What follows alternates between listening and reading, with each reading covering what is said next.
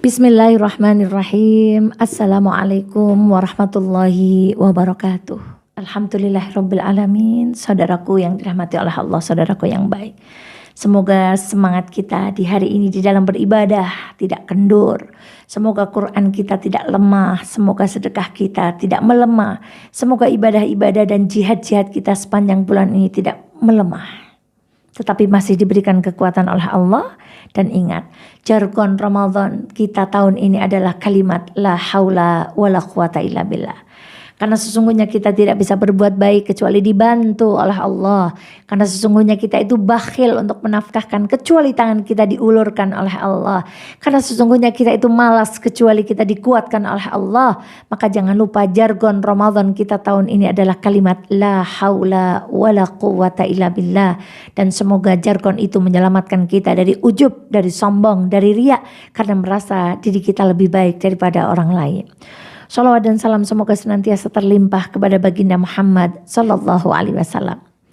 Saudaraku yang dirahmati oleh Allah, jangan pernah berangan-angan bahwa Ramadan ini 30 hari, bahwa Ramadan itu masih panjang, maka besok saja ngajinya, besok saja sedekahnya, besok saja amalnya. Karena Allah Subhanahu wa taala mengatakan ayyamam ma'dudat. Sesungguhnya bulan Ramadan ini adalah hanya hari-hari yang terbatas. Iya betul, 29 atau 30 hari. Tapi siapa yang menjamin bahwa umur kita akan sampai di penghujung bulan Ramadan? Siapa yang menjamin bahwa usia kita akan sampai pada saat hari raya Idul Fitri lalu kita bertemu dengan keluarga kita? Maka saudaraku, jangan tunda. Lakukan kebaikan itu sekarang. Jangan menunggu Ramadan ke-6, ke-7, ke-8, ke-9. Sampai kemudian kita terlena melewatkan bulan ini dengan perkara yang sia-sia.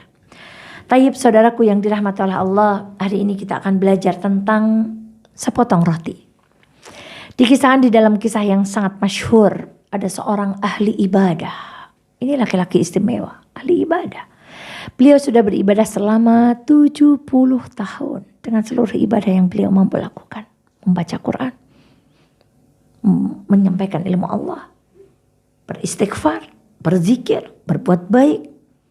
70 tahun lamanya. Kita bisa bayangkan betapa banyak pahala yang sudah dikumpulkan. Lalu Allah menguji. Beliau tergelincir dalam satu perbuatan yang sangat dibenci oleh Allah. Dan itu termasuk dosa besar. Apa yang beliau lakukan? Beliau berzina dengan seorang perempuan selama 7 hari. 7 malam. Dikisahkan dalam kisah ini lalu ditimbang. Pahala ibadahnya selama 70 tahun. Dengan maksiatnya selama 7 hari 7 malam dengan perempuan itu dengan berbuat zina. Tahukah wahai saudaraku yang baik, pahala ibadah selama 70 tahun itu ambrol, anjlok, nggak ada nilainya di sisi Allah. Naik keburukan, naik kemaksiatan ini. Masya Allah. Mengapa? Karena yang melakukan maksiat adalah orang yang berilmu. Karena yang melakukan maksiat adalah orang yang beribadah. Karena yang melakukan maksiat adalah orang yang sudah tahu hukumnya. Maka Masya Allah, alangkah buruknya pemandangan kali ini. Ketika ada orang yang tidak mampu berpuasa, lalu ia menyengaja di depan orang lain menampakkan kemungkarannya. Seolah-olah dia sedang melawan Allah. Waliyadzubillah. Sedangkan ahli ibadah saja, sudah beribadah selama 70 tahun, amral pahalanya. Namun qadarullahu ma syaa fa'al. Laki-laki soleh ini kembali diberikan hidayah oleh Allah Subhanahu wa taala, lalu beliau ingin bertaubat. Lalu pergilah beliau berjalan sampai beliau bertemu dengan satu rumah yang terlihat tidak begitu sempurna. Beliau berteduh, beliau beristirahat di rumah itu. Hingga suatu saat datang seorang dermawan membagikan beberapa potong roti kepada orang yang tinggal dan singgah di gubuk reot itu untuk sementara.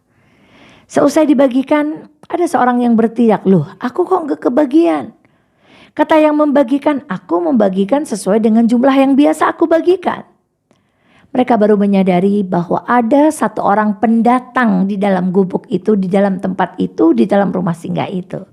Tidak lain tidak bukan adalah laki-laki soleh yang telah berbuat dosa selama 7 hari 7 malam itu.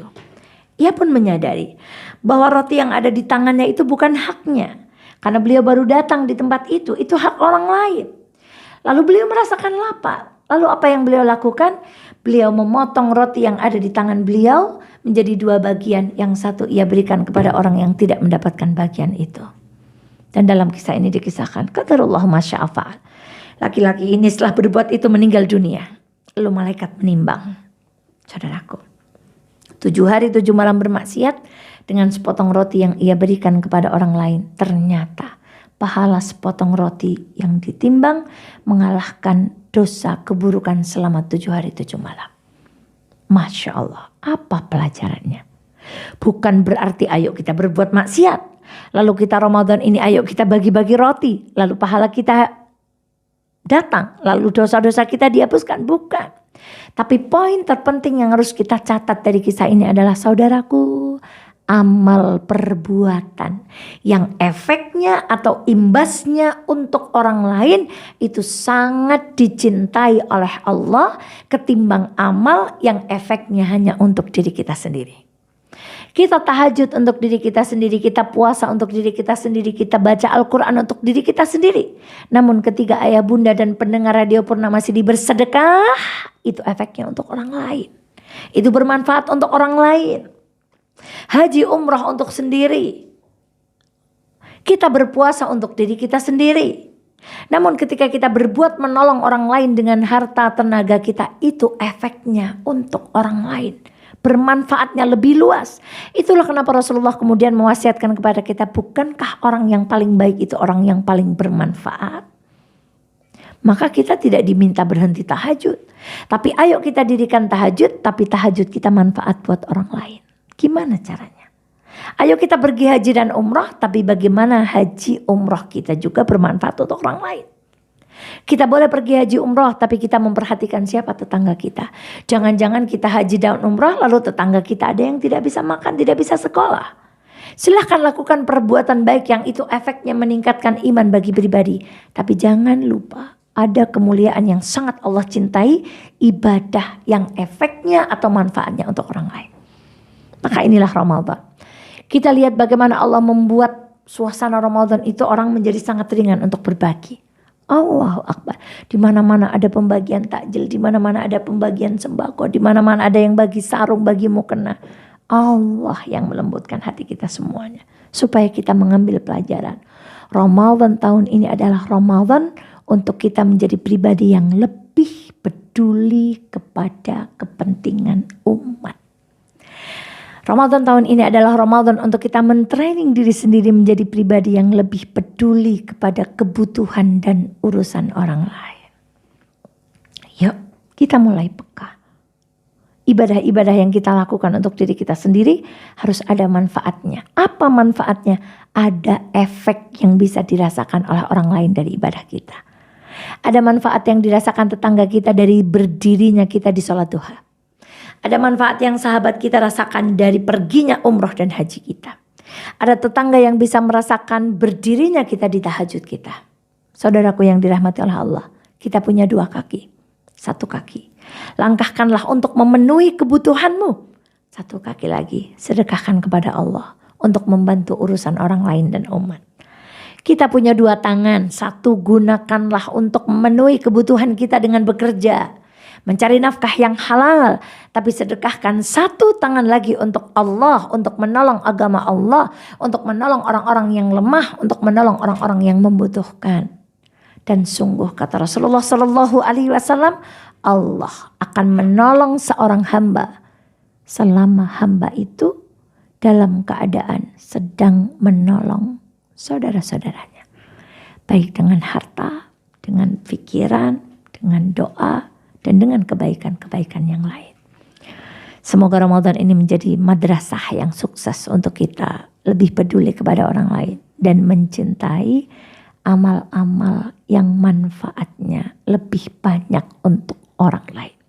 Wallahu ta'ala alam bisawab. Selamat meneruskan ibadah-ibadah di bulan Ramadan ini. Semoga Allah memberikan kekuatan kepada kita untuk mengalahkan hawa nafsu kita yang selalu mengajak kita kepada keburukan. Lalu kita ditolong Allah untuk melakukan kebaikan-kebaikan di sepanjang bulan Ramadan ini.